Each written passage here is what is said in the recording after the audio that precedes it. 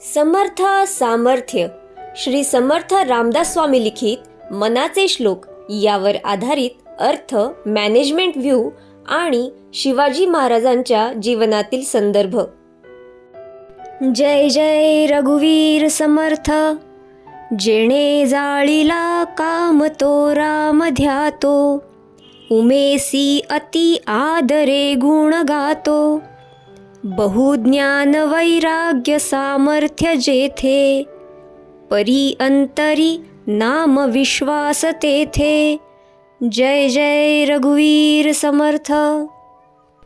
काम म्हणजे वासना विकार ह्यांचा ज्या माणसात नाश झाला आहे तो सत्य न्याय नीतीच्याच मार्गाने म्हणजे राममार्गावरच कर्ममार्गावरच असतो. भलेही राम हे नाव देणे मान्य नसेल तरी त्याच विचारांवर चालत असतो. हा एक अर्थ. दुसरा, ज्या शंकर महादेवांचा उल्लेख केला त्यांना पराक्रम करणे शक्य कसे झाले तर त्यांनी विषय वासना नष्ट केल्या आहेत. ज्ञानी असूनही वैरागी आहे, त्या ज्ञानाचा अहंकार नाही. काम जाळला याचा अजून एक उल्लेख असा की कामदेवाला भुलून स्वतःची साधना बदलली नाही तर त्या कामदेवालाच भस्म केले. उमा म्हणजे पार्वती, तिचे गुण तो गातो.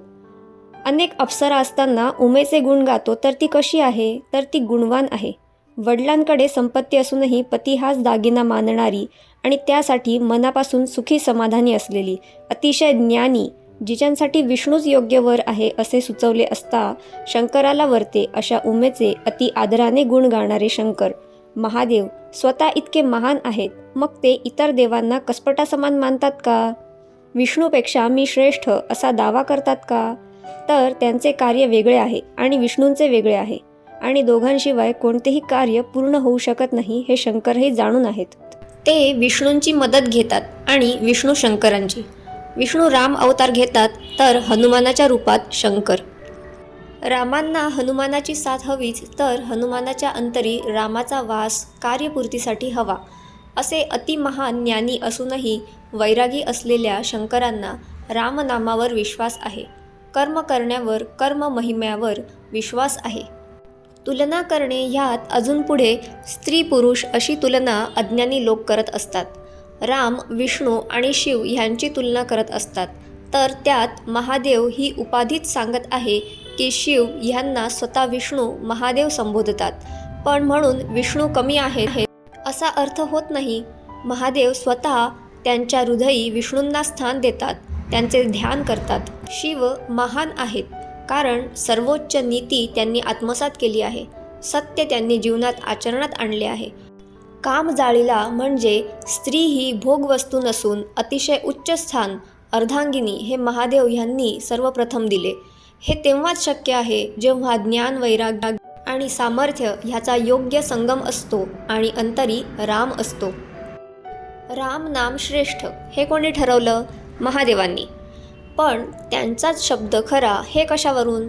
शिव हे सत्य आहेत, त्यांच्या ठायी सत्यपथावर चालण्याचे सामर्थ्य आहे जे कधीच कुठल्याच कारणाने पक्षपात करणार नाहीत. म्हणून शिवाचे सांगणे हे सर्वोच्च आणि अंतिम प्रमाणपत्र ठरते. प्रत्येक काम हे समान दर्जाचे आहे. शंकर शास्त्र जाणकार असले तरी शरीर घडवू शकतात, प्राण देऊन जीवन देणे काम विष्णूंचे. मग नुसते शरीर असून चालत नाही आणि नुसता आत्मा असूनही चालणार नाही. हरिहर भेटले तरच प्राण आणि शरीर घडेल. त्याला देवी शक्तीची साथही तितकीच आवश्यक आहे हेही विसरून चालणार नाही.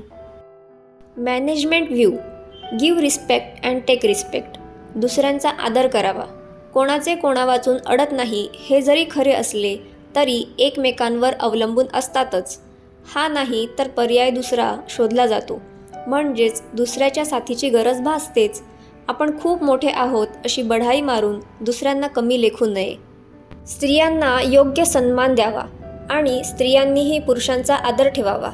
पण हे करत असताना उगाच मी कुठे कमी नाही हे सिद्ध करायला दुसऱ्याच्या कामात लुडबुड करू नये. योग्य सन्मान वागणूक मिळत असेल तर असे करायची गरजच उत्पन्न होणार नाही. शिवाजी महाराज स्वतः सगळी ताकद असताना रामदास स्वामींना गुरु का करावे? स्वराज्याचा उल्लेख श्रींचे राज्य असा का करावा? राज्याभिषेक होत असताना त्यांचे गुरु रामदास स्वामी हजर नव्हते तरी स्वराज्य रामदास स्वामींना दान का द्यावे? कर्ता भाव नसून वैराग्य भाव असणे हे जाणकारांनाच कळते. तेच शंकर महादेवासमान असून रामाला भजण्याचा अर्थ समजतात आणि तसे वागून ख्याती पावतात, अजर अमर होतात. शहाजी राजांनी खऱ्या अर्थाने प्रत्यक्ष समोर न येता स्वराज्याचे काम केले. ज्यावेळी स्त्रिया सुरक्षित नाही म्हणून त्यांचे लहानपणीच लग्न करून देत होते, त्यांना बाहेर जाण्यास परवानगी नव्हती, ते जीवाच्या भीतीपोटी. पण अशावेळी शहाजीराजे जिजाऊंवर विश्वास ठेवतात आणि शिवबाला घडवण्याचे सामर्थ्य आहे हे जाणतात. स्त्रियांचा योग्य सन्मान हा शिवबाने केला आणि प्रजेवर तसेच नियम बंधनकारक केले. राजे जिजामातांसोबत चर्चा करत त्यांचे मार्गदर्शन घेत त्यांच्या सेनेत प्रत्यक्ष रूपाने महिलांना सामील करता येणार नव्हतं. त्याला परिस्थितीही तशीच होती, पण जिथे जसे शक्य असेल तिथे त्यांनी स्त्रियांनाही सामील केले आहे. स्वतः जिजामाता सेनेचे नेतृत्व करतात, जेव्हा राजे पन्हाळ्याला कैदेत असतात. जावळचा किल्ला सर करण्यासाठी निष्णात मोहित्यांची मंजुळा हिला बहिर्जी नाईक सोबत घेतात. जय जय रघुवीर समर्थ. चरितं शिवराज्यस्य विजयश्री विराजितं वीराद्भुतरसं पुण्यं रामायणमिवापरम्.